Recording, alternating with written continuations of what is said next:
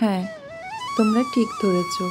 আমার হাতে রয়েছে ব্যোমকেশ সমগ্র শরদিন্দু বন্দ্যোপাধ্যায়ের। আসলে ব্যোমকেশের গল্প উপন্যাস নিছক গোয়েন্দা কাহিনী নয়, বরং সাহিত্যের যা ছিল অপাংক্তেয় সেই গোয়েন্দা কাহিনীকে ব্যোমকেশ কাহিনীর মধ্য দিয়ে চিরায়ত সাহিত্যের স্তরে উত্তীর্ণ করেছিলেন শরদিন্দু বন্দ্যোপাধ্যায়। এই ব্যোমকেশ সমগ্রের মধ্যে রয়েছে অসংখ্য গল্প,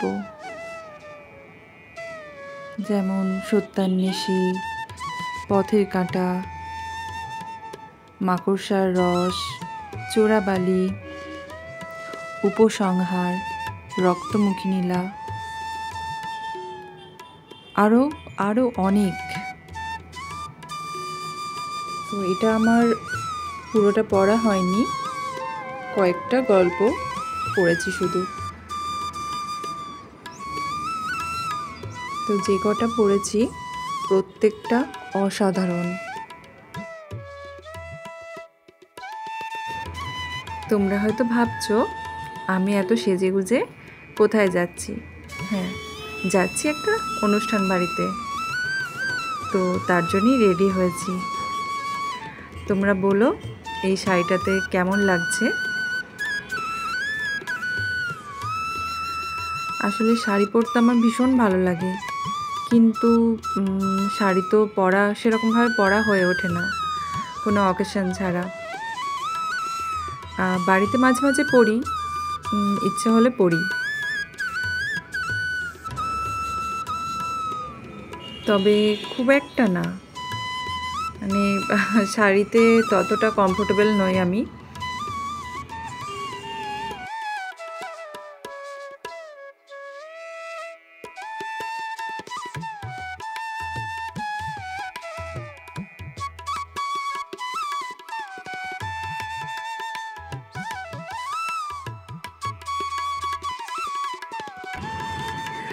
আজকে যেহেতু ইনভিটেশন আছে, সেজন্য বাড়িতে তো খাওয়া দাওয়া হবে না, তাই আজকে রান্নাবান্না কিছু করিনি।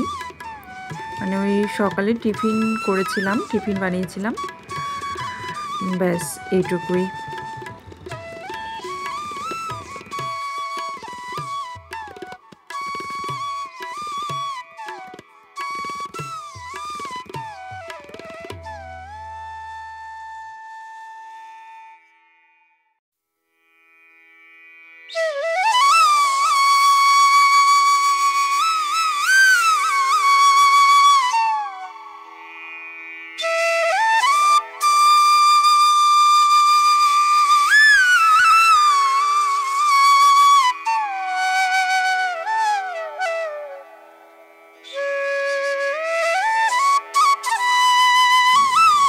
মাঝে মাঝে এরকম অনুষ্ঠান বাড়ি থাকলে মন্দ হয় না।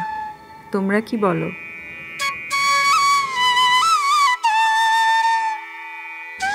মাঝে মাঝে রান্নার ছুটিও পাওয়া যায়, তাই না?